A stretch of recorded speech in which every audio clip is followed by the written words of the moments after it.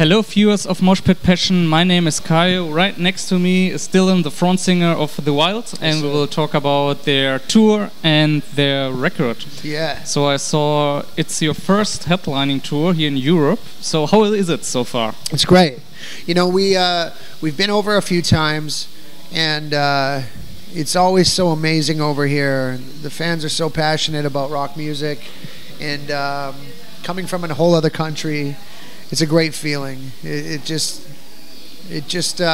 instills a whole new life, breath of fresh air into the whole, world that we live in of rock and roll. Coming from North America, in Canada, there's a lot of great rock and roll in Canada, and a lot of great, scene and in countries or cities to play and stuff like that. But when you come over to another country, not knowing what to expect, despite the fact that we had been here before, doing support and things like that for Airborne and Rose Tattoo, to come on our own and see the response is really quite a feeling, like a really, really good feeling. Yeah. It makes us want to come back all the time, because we just love playing over here so much.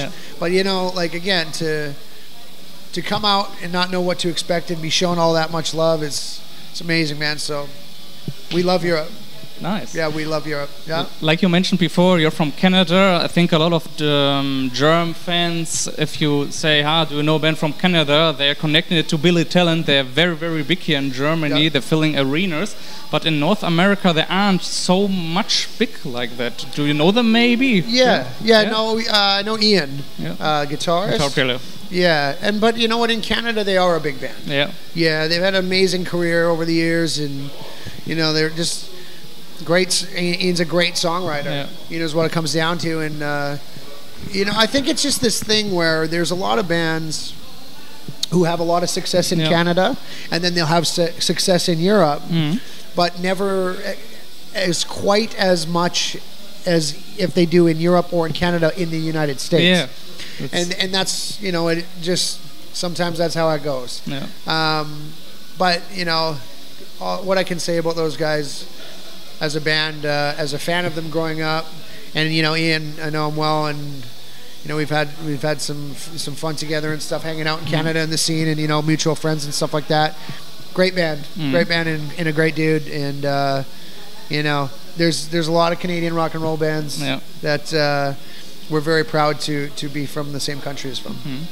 Nice. I want to talk a bit about your career, or the band at least, because there are not many video interviews on YouTube. And like you mentioned before, you are new, it's your second record.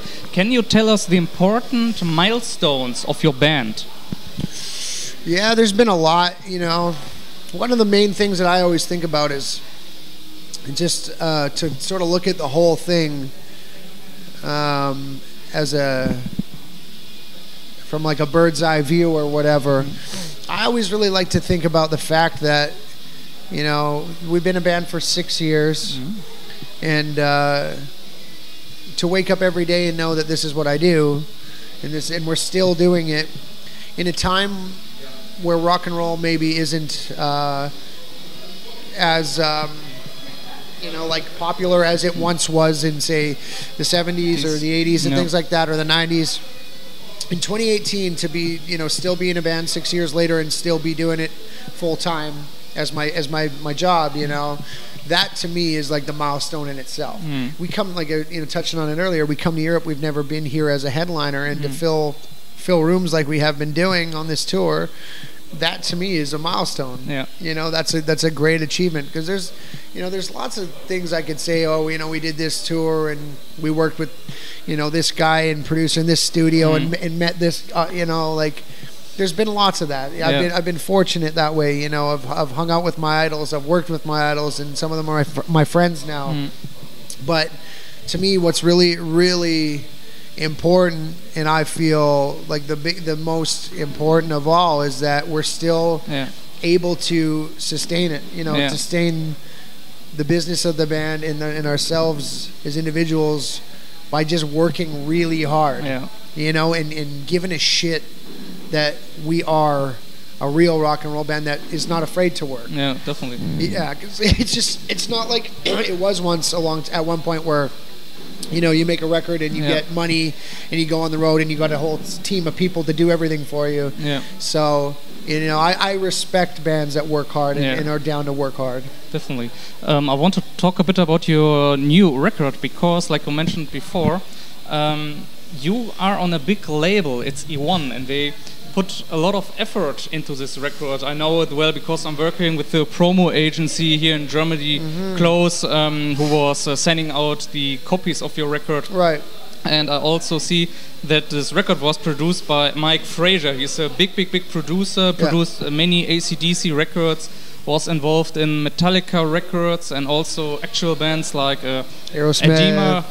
Aerosmith, of course, Motley Crue, you know, Metallica. Mike's worked with everybody. Yeah. You know, he's just he's an amazing not only talent as a producer, as an engineer, but as a human. Definitely. He's one of my closest friends. Yeah. I love him very much, and I miss you, bro. But he's just you know, he's a wealth of knowledge and experience. Yeah. So for him, when we first got hooked up, it was really, I was kind of like taken by it, but I couldn't think of a better guy to work with my band for the sound that we have. Definitely. You know? It's definitely well produced.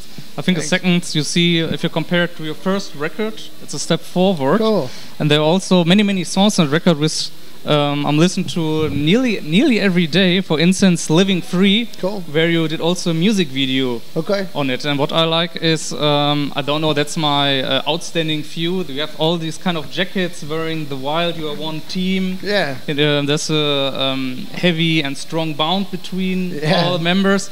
And on the other side, you don't take things too serious. You know what I mean? Well, because the fun is also a big, how do you say, a theme inside your band. You know, if you say, I'm a rock and roll band, everybody's thinking, okay, they want to be as heavy as, I don't know, Rolling Stones. There's no fun at all, but you don't take things too serious. That is what I like. Well, you know, like in the time right now in the world, there's so much shit happening that everybody, I feel you're constantly reminded of how fucked up the world is. You know, you're constantly reminded of, oh, this is happening, and this person is doing this, and man, it makes my life suck, and all that shit.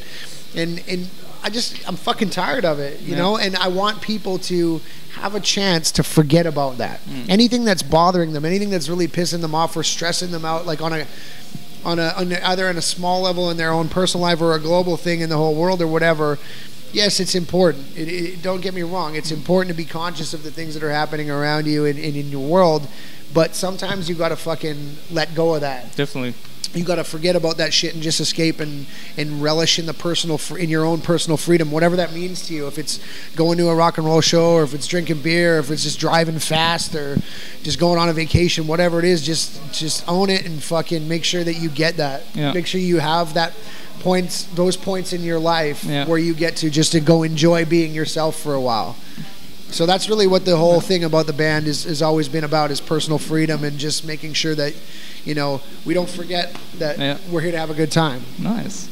I want to talk about a couple of songs, what the meaning or the story behind the tracks are. For instance, Best in the West. Yeah. So Best in the West, you know, we're a Western Canadian rock band. So Canada is very, very big country, you know, geographically. And Western Canada is, you know, we are sort of for there's only a handful of bands in Western Canada that are really, really doing it, you know, really going at it. And, you know, we're fucking the loudest, the hardest, and the fastest. Yeah. So, you know, we're just saying how it is. We're the best in the West. And it's a statement that we stand by. And we went out with it, and it just kind of came out as the hook of that song. And I wrote it, and I went, fuck yeah. You know what I mean? Fuck yeah, we are.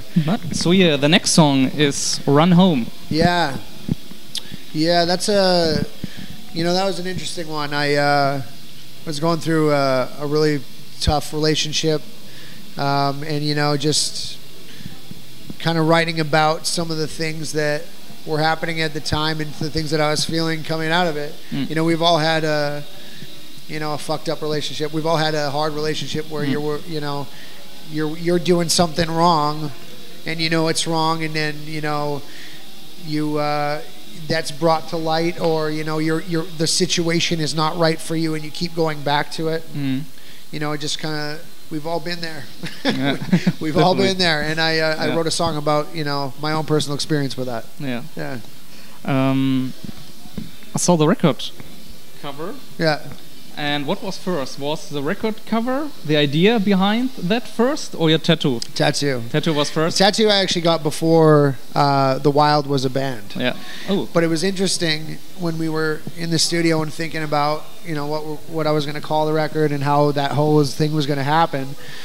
We were all just talking about it, and somebody had said, well, like pointed at my neck, or I think I said it or something, and somebody went pointed at my neck and went like, yeah, like that makes perfect sense. And then I got the idea for the cover and all that. But yeah, I've had that tattoo for I don't know what side it's on, but I've had it for a long time. Yeah. Nice one. Yeah. So this record turns next year February 2 years. Yes. Do you have ideas or plans, or maybe a new record in your back pocket? Yeah. Yeah, for sure. Yeah, people have been waiting a long time, and it's cool. It's like I'm proud of it. 2 years on one record, that doesn't happen a lot anymore. No. So to be doing that again in this day and age, 2018, when the shelf life of music is a lot shorter time span, I feel proud of it because we did what we set out to do with it. We released it. There was a couple hits on it back home in Canada. And then we toured the world on it and brought us all over the world. And 2 years later, here I am sitting with you. Yeah. I've never met you before, and we're in Germany talking about it. So I'm proud of it. But that being said, we realize that our fans are really ready and waiting for a new record, and we're fucking ready to give them one. Yeah. So yeah, in the new year, which is coming up soon. By the time we get home from this tour, it's the end of November, and then we're going to take a little break and then sort of hash out some of the writing. But yeah, in the new year, you'll be hearing some new music from us. And I'll tell you something about writing this new record. I had a lot of it written already, but I went on the road with Rose Tattoo. Yeah. We went out with them in June summer. This year, and that changed everything. That band's like, one of the main reasons why we are a band, influentially, as an influence. And going out with them and playing with them and watching them play every night, and also playing our songs in Europe was like, it was just it changed the way I looked at songs. It changed the way I looked at our approach. It changed the way I looked at some of the styles we were touching on as influences, and then wanting to bring them more into the forefront. So I think that I think that Europe has always loved what we do, but I think on the next record, people are going to feel it, and it's going to be a banger, man. It's going to be a tough one. Nice. Yeah. I'm definitely looking forward to that. Cool, man. I'm nearly done with all kind of questions, but there's always one last one that everybody, or at least our artists, should answer. Okay. And our magazine is called Moshpit Passion. Yeah. And do you remember your first or last mosh pit where you personally were into? Oh. Maybe the venue, the band. I'm thinking of the band. I'll think of the band. I'll tell you. What would it have been? I'm like, I was quite a bit younger. Yeah. I'll admit. When the last pit I went, because like after a while, you're playing in bands so often and touring that you kind of want to just hang back and watch your friends play and shit like that. I'm trying to think. It might have been like Lamb of God when I was, a little, like 17 or 18 kind of thing. Not a little kid, but a teenager. Lamb of God, or like I think was one of the last ones. Or the Bronx. Might have been the Bronx. Yeah. When I was also a teenager. But yeah. Heavy rock band. The days of mosh pitting are over for me now. I just enjoy everybody else doing it. Yeah. So with your friends. Yeah. But you have not a silly story, or saw maybe a crazy pit where you thought, damn, that's absolutely ridiculous. I want to leave that. I mean, watching Slayer. Or Lamb of God, in the early, when Lamb of God came out with Ashes of the Wake.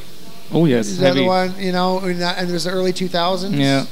And then Laid to Rest. I don't know them, but... They did the thing back in the day where they just do the Braveheart shit. Yeah. You split the crowd and everybody, wall of death. Wall of death. And you know, when you're at that time, so much of the fan base was like in their teens or early 20s. Yeah. So it's when you're fucking crazy still, and everybody's fucked up and drunk and fucking watching all this younger men like looking at each other like they're gonna kill each other, and then that song kicks in, or whatever song they would do it to would just be fucking mayhem, and I loved it. You know, it's not, we don't play that kind of metal, but I've always, you know, had a real respect for that shit just because it's so fucking tough and so fucking real. Yeah. And watching that was pretty fucking crazy. Nice, man. Yeah. So yeah, we are done with the interview. Thank you very much for your time. Thank you. For our viewers out there, The Wild. Check it out, Wild at Heart, out on E1 Records. That's right. Go out, buy it, support it. Support us on Facebook and YouTube for support The Wild. Also Instagram, Facebook. Check their videos out, very funny. Yeah, man. So see you next time. Take care. See you later. Freunde, ich hoffe, euch hat das Interview gefallen. Damit ihr keine Videos verpasst, abonniert unseren Channel. Auf unserem Kanal findet ihr noch weitere interessante Interviews mit namhaften Bands. Schaut euch auch auf unserer Facebook-Seite herum, wo wir exklusiven Content wie interessante Beiträge, Konzertfotos oder Videos uploaden. Auf unserer Webseite www.moshpitpassion.de findet ihr CD-Reviews, Konzertfotos, Konzertberichte, Interviews und vieles mehr.